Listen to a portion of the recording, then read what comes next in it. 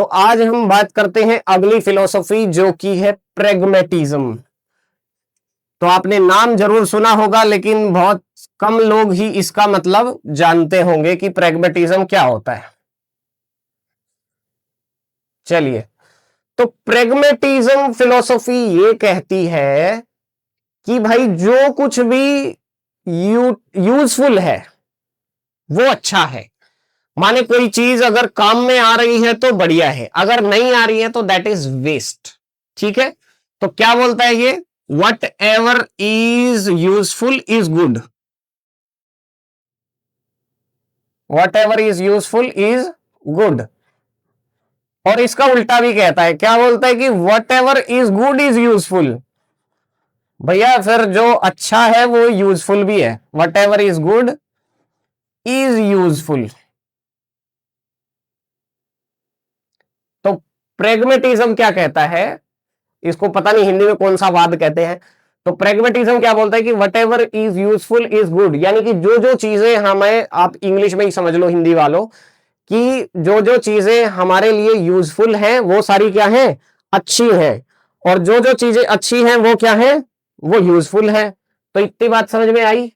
अब प्रेगमेटिज्म का मतलब एक चीज और कह सकते हैं कि हम कार्य को कैसे सीखते हैं। प्रेगमेटिज्म कहता है कि हम करके सीखते हैं कोई भी कार्य, तो इसको कह सकते हैं learning by doing. Learning by doing, यानी कि काम आपको कैसे आएगा? करके आएगा भाई। सोच के, समझ के, दिमाग में बिठा के ऐसे ही नहीं आ जाएगा। आप जब तक उसको प्रैक्टिकली नहीं करोगे तब तक आपको समझ में नहीं आने वाला है। फॉर एग्जाम्पल, आप हवाई जहाज उड़ाना चाहते हैं, पायलट बनना चाहते हैं, तो आपको कहीं ना कहीं प्लेन उड़ा के सीखोगे, साइकिल तो चला के ही सीखोगे। कोई आपको बता दे कि साइकिल में ऐसे पैडल होते हैं, बैठते हैं गद्दी पे, फिर ऐसे चलाते हैं, जरूरत पड़ती है तो ब्रेक लगाते हैं, ऐसा नहीं।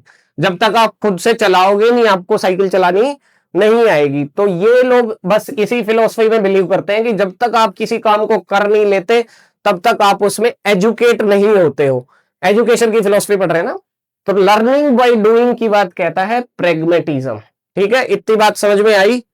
ओके, तो बात अंतर समझ में आ रहा है ना। कुछ लोग कहते हैं कि भगवान सिखाता है, कुछ लोग कहते हैं नेचर सिखाता है। तो प्रेगमेटिज्म कहता है कि भैया जब तक खुद नहीं करोगे तब तक नहीं सीखने में आएगा। चाहे भगवान सिखा ले, चाहे नेचर सिखा ले, लेकिन खुद से प्रैक्टिस नहीं किया तो नहीं समझ में आएगा। ओके, चलो, प्रेगमेटिज्म को याद करने का एक फार्मूला हमारे पास में है। तो हमारे साथ में प्रज्ञा जी आज जुड़ी हुई है क्या? पता नहीं, शायद नहीं जुड़ी हुई है, तो कोई बात नहीं, तब तो फिर मैं ये फॉर्मूला पढ़ा सकता हूं। तो प्रज्ञा देवी किल्ड। अब भैया ये देवियों का ना मतलब बहुत वो चलता है, राक्षसों को तो मार ही देती है ये, है। तो प्रज्ञा देवी किल्ड मीड। देवियों का तो काम ही यही था, है ना। देवी अपने हाथ में लेके त्रिशूल तारशूल और यूं किसी को भी चल भाई आजा मार देते हैं, है ना। तो राक्षसों का विनाश करने वाली होती है देवियां। तो प्रज्ञा देवी किल्ड मीड, ऐसा। और मीड का मतलब वैसे पता क्या होता है? मीड का मतलब होता है एक अल्कोहलिक ड्रिंक होती है मीड वैसे तो, और शायद हनी से, पानी से और एक आध चीजें और मिला करके फर्मेंट करके बनता है। ठीक है, तो वो मीड एक होता है। चलो, तो प्रज्ञा देवी किल्ड मीड, इसको याद कर लिया। अब प्रज्ञा से मतलब हो गया अपना प्रेगमेटिज्म, ताकि भैया याद भी तो रह जाए। अगर हमने फॉर्मूला याद किया है, कोई भी चीज याद करी है, तो यूं तो कितने याद रखेंगे, नई बात बनेगी, है ना। इसलिए कंप्लीट सेंटेंस में ही हमने इस चीज को भी डाल दिया कि भैया ये फिलोसॉफी कौन सी है, ताकि आपको याद रहे एग्जाम में, तो आप उसको इजीली क्रैक कर सको। ठीक है, सो प्रज्ञा। अब देवी से मतलब है देवी, एक आदमी मैंने कल भी बताया था देवी। तो ये कौन है? वैसे वैसे ये जॉन देवी हैं, जॉन देवी हैं, राइट। सो देवी। और किल से मतलब है यहां पर किल पैट्रिक। भैया एक फिलोसोफर हुए हैं वेस्ट में जिनका नाम है किल पैट्रिक। और मीड का मतलब भी है मीड, तो मीड भी हुए हैं एक साइकोलॉजिस्ट भी हुए हैं, साथ साथ सोशियोलॉजिस्ट भी हुए हैं, और फिलोसोफर भी हैं। ठीक है, तो मीड, किलपैट्रिक और जॉन डेवी, ये तीनों के तीनों क्या है?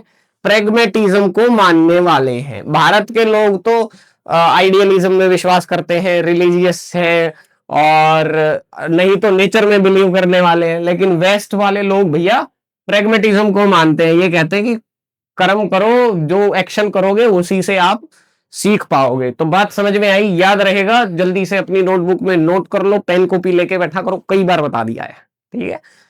चलिए